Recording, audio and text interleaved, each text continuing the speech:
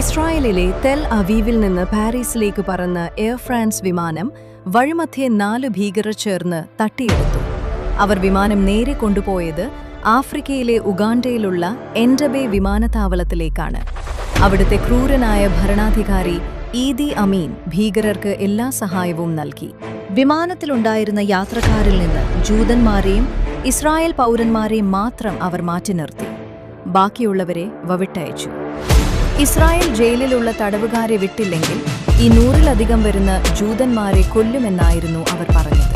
ഇസ്രായേലിൽ നിന്ന് ഉഗാണ്ടയിലേക്ക് 4000 കിലോമീറ്റർ ദൂരമുണ്ട്. ശത്രുരാജ്യങ്ങൾക്ക് മുകളിലൂടെ പറന്ന് അന്യനാട്ടിൽ ചെന്ന് ഒരു വിമാനത്താവളത്തിനുള്ളിൽ കയറി ഈ ആളുകളെ രക്ഷിക്കുക എന്നത് അന്ന് അസാധ്യമായ കാര്യമാണ്. പക്ഷേ ഇസ്രായേൽ തീരുമാനിച്ചു, ഞങ്ങൾ ആരെയും വിട്ടുകൊടുക്കില്ല. ഇസ്രായേൽ സൈന്യം ഒരു കടും കൈ ചെയ്തു. ഉഗാണ്ടൻ പ്രസിഡന്റ് ഈദി അമീൻ ഉപയോഗിക്കുന്ന തരത്തിലുള്ള ഒരു കറുത്ത മെർസിഡസ് ബെൻസ് കാർ അവർ സംഘടിപ്പിച്ചു. കൂടെ കുറച്ച് ലാൻഡ് റോവർ ജീപ്പുകൾ. ഉഗാണ്ടൻ പട്ടാളക്കാരെ പോലെ വേഷം കെട്ടി ഇസ്രായേൽ കമാൻഡോകൾ വിമാനത്തിൽ അവിടെ ചെന്നിറങ്ങി. ലക്ഷ്യം ഒന്നേയുള്ളൂ.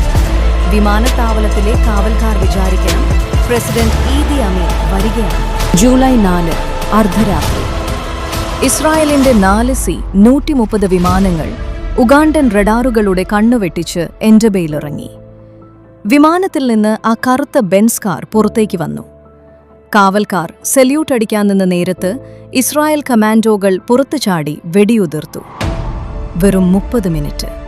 അതിനുള്ളിൽ ഭീകരരെയും അവർക്ക് കൂട്ടുനിന്ന ഉഗാണ്ടൻ പട്ടാളക്കാരെയും ഇസ്രായേൽ സേന വകവരുത്തി. തടവിലാക്കപ്പെട്ട യാത്രക്കാരെ സുരക്ഷിതമായി വിമാനത്തിൽ കയറ്റി അവർ തിരികെ പറന്നു.